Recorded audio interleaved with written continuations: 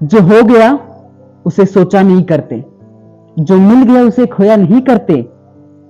सफलता भी उसी को मिलती है मेरे दोस्त, जो वक्त और हालात को देख करके रोया नहीं करते।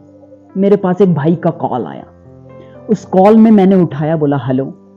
तो वो बहुत ही नॉर्मल आवाज में, बहुत सैड मोमेंट में रोते हुए वो बोला, भाई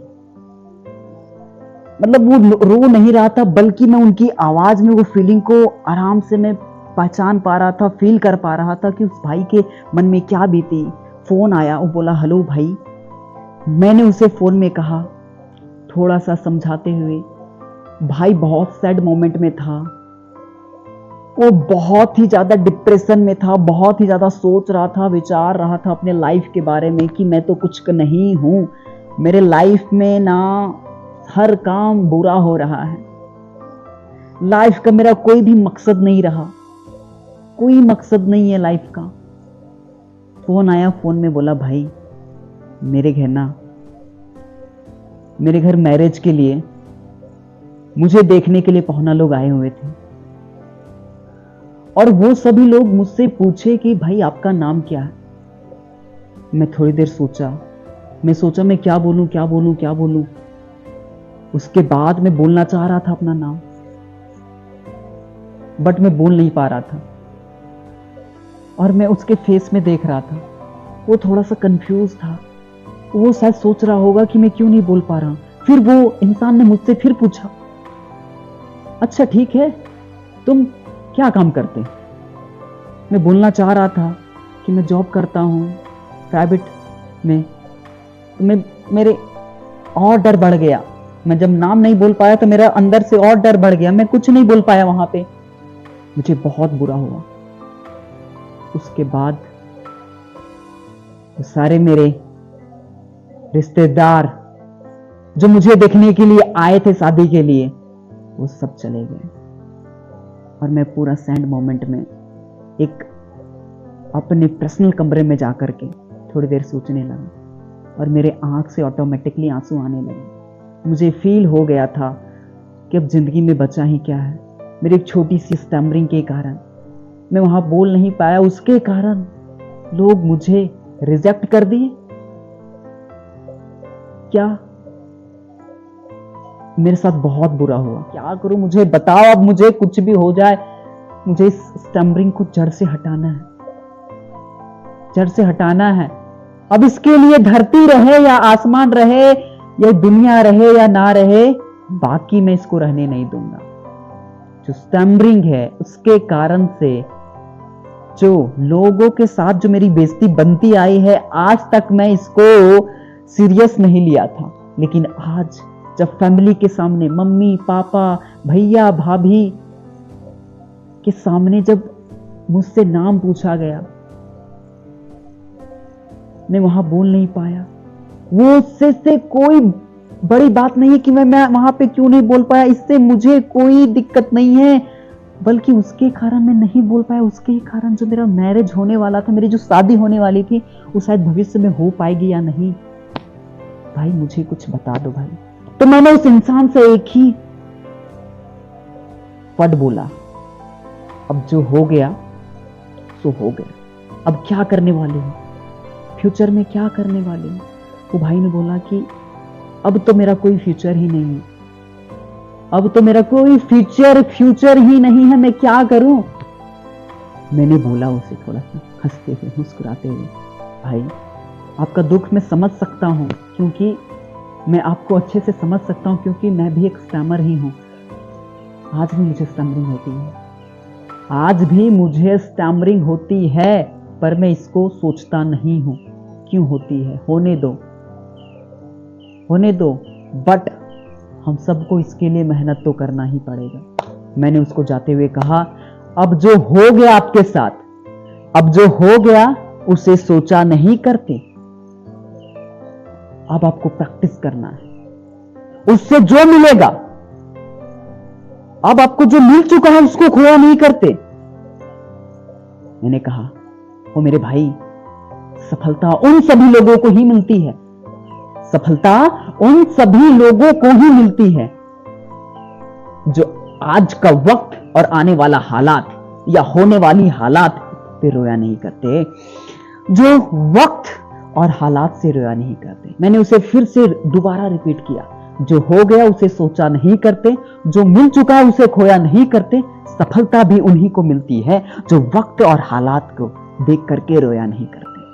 कि आप चाहे आपकी जो स्टैमरिंग कहीं से शुरू हुई है, कहीं से आपको स्टैमरिंग की प्रॉब्लम शुरू हुई हो, बट आज तक आप इसी के बारे में सोचते आए हो, मेरी स्टैमरिंग की प्रॉब्लम है, मुझे स्टैमरिंग की प्रॉब्लम है, मैं इसे ठीक नहीं कर पा रहा हूं, मैं बोलते समय रुक जाता हूं, मैं बोल नहीं पाता हूं। मैं दोस्तों एक ही वर्ड बोलता हूं, स्टैमरिंग एक प्रॉब्लम है, एक बुरी हैबिट है, एक बुरी आदत है। एक बहुत दुखी आत्मा था, एक दुखी आत्मा यानी कि एक इंसान था, वो हमेशा अपने लाइफ को लेकर के बहुत ही चिंतित था। वो लाइफ में ना ये सोचता है कि मेरे लाइफ इतना बेकार है, कि मेरे लाइफ में गरीबी है, सिर्फ गरीबी है, मैं हमेशा नकारात्मक रहता हूँ, मैं हमेशा बीमार इंसान रहता हूँ। वो यही बात हमेशा रिपीट करता रहता है कि मेरी जो गरीबी है वो कब जाएगी, मेरी बीमारी कब जाएगी। वो बहुत सारे साधुओं के पास गया, जादू टोने टोटके किए, बल्कि उसको कोई फायदा नहीं हुआ। वो गया बहुत सारे लोगों के साथ साधु महात्मा के पास जा करके वो वहाँ पे पूछा कि साधु जी आप मुझे कोई ऐसा दवाई दे दीजिए, ऐसा कोई जादू टोटका बता दीजिए जिससे मेरी जो गरीबी है, मेरी जो बीमारी है, मेरी जो घर की स्थिति है वो ठीक हो सके। बल्कि वो हमेशा पैसा देते हैं, बल्कि उसके साथ क्या हुआ कि और वो गरीबी में और जाता चला गया, क्योंकि जहां जाता था वहां लोग पैसे मांगते थे, पैसे मांगते थे, पैसे मांगते थे। उस इंसान के उस इंसान के पास कोई और दूसरा ऑप्शन नहीं था। वो क्या करता, वो वहां पे पैसा देता और वहां से जादू टोने टोटके वो सीखता और वो पूरे निष्ठा के साथ, पूरी मेहनत के साथ उसे करता, बल्कि उसे कोई रिजल्ट नहीं आया। वो सब कुछ करके थक चुका था, हताश था जिंदगी में। अब वो सोच रहा था कि मेरी लाइफ से गरीबी कभी नहीं जाएगी, बीमारी कभी नहीं जाएगी, नकारात्मक कभी नहीं जा सकती। और वे एक अपने दोस्त से सुना कि एक संत है जो लोगों की मदद करता है और ना कोई पैसा लेता है, ना कोई चार्ज लेता है। वो थोड़ा सा वो सोचा कि वो जो संत है वो तो पैसा नहीं ले रहा है, तो चलो वहां पे जाकर के देखते। वो जाकर के देखा और उस साधु से पूछा, महाराज मेरी मदद करो, मुझे बहुत तकलीफ है मेरे लाइफ में, मुझे इस तकलीफ से बाहर निकालो, इसके लिए मैं आपको जो भी मांगोगे वो दूंगा। वो इंसान ने कहा कि तुम नहीं जानते कि मैं इसके लिए कोई पैसा नहीं लेता, बट मैं जो आपको बताऊंगा उसे पूरे निष्ठा के साथ, पूरे ईमानदारी के साथ इसको फॉलो करना पड़ेगा। वो सब कुछ करने के लिए तैयार था। उस साधु संत ने बोले, मैं आपको सिर्फ एक छोटा सा मंत्र देना चाहता हूं। आप ये यहां से जाओगे ना, यहां से जाने के बाद आप ये सोचो कि मैं अमीर हूं, मैं अमीर हूं, मैं स्वस्थ हूं, मैं स्वस्थ हूं, मैं स्वस्थ हूं, मैं सकारात्मक से हूं, मैं बहुत खुश मिजाज इंसान हूं, मैं हमेशा हंसता हूं, मैं अमीर हूं, मैं सकारात्मक इंसान हूं, मैं हमेशा सही सोचता हूं। वो इंसान ने कहा बस इतना करना है, बस इतना सा। बट वो उस साधु ने कहा, बट इसको सोचने के साथ साथ आपको यह नहीं सोचना है कि यह सोचने के साथ साथ आपके मन में कभी भी बंदर के विचार नहीं आना चाहिए, आपके मन में कभी बंदर के विचार नहीं आना चाहिए। तो उस साधु ने कहा, उस इंसान ने कहा, बस इतना छोटी सी बात, आज तक मैंने तो कभी बंदर के बारे में सोचा ही नहीं, तो आज मेरे मन में बंदर के बारे में क्यों मैं सोचूंगा। बोला ठीक है, मैं इसको पूरी ईमानदारी के साथ मैं इसको फॉलो करूंगा। और वो घर गया। वो तो ठीक ही सोच रहा था कि मैं अमीर हूँ, मैं स्वस्थ हूँ, मैं खुश हूँ, मुझ में कोई बीमारी नहीं है। लेकिन बस थोड़ी देर के बाद वो ये सोचा कि मेरे जो महात्मा जी ने, साधु संत जी ने मुझे ये बताया था कि बंदर के बारे में नहीं सोचना, बल्कि वो ये सोच रहा था, बंदर के बारे में वो नहीं जान रहा था कि मैं सोच रहा, बल्कि वो बंदर के बारे में ही सोच रहा था। तो फिर इसी तरह फिर थोड़ी देर के बाद फिर वो सोचा कि महात्मा जी ने बोला है कि बंदर के बारे में नहीं सोचना, बल्कि वो सोच रहा है बंदर के बारे में। तो बार बार ये देख रहा है कि मैं बंदर के बारे में ही क्यों सोच रहा हूँ, मैं बंदर के ही बारे में क्यों सोच रहा हूँ। तो उस महात्मा जी के पास फिर गया, फिर बोला, महाराज आपने जो कहा ये मुझसे नहीं हो पाया, मैंने बहुत कोशिश की कि मैं बंदर के बारे में नहीं सोचूं, लेकिन फिर भी बंदर मेरे मन में आ ही गए। तो साधु संत ने कहा, इसी तरह आपकी दिक्कत है, इसी सोच के कारण आपकी तकलीफें है, यही सोच के कारण आप हमेशा नेगेटिव रहते हो, बीमार रहते हो, और आपकी गरीबी का कारण यही है। साधु संत ने कहा कि जिस दिन इस प्रॉब्लम के बारे में, जिस दिन इस बीमारी के बारे में सोचते रहोगे तो ये बीमारी और बढ़ता जाएगा।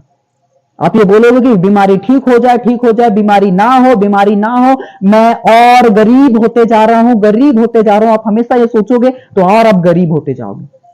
इसीलिए उस साधु संत ने एक बात बताया, इसके बारे में सोचना बंद करो। अब ये सोचो कि अमीर कैसे बन सकते हो, अब तुम ये सोचो कि तुम खुश कैसे रह सकते हो, अब तुम ये सोचो कि तुम स्वस्थ कैसे हो सकते हो। तो उस इंसान ने साधु को प्रणाम किया।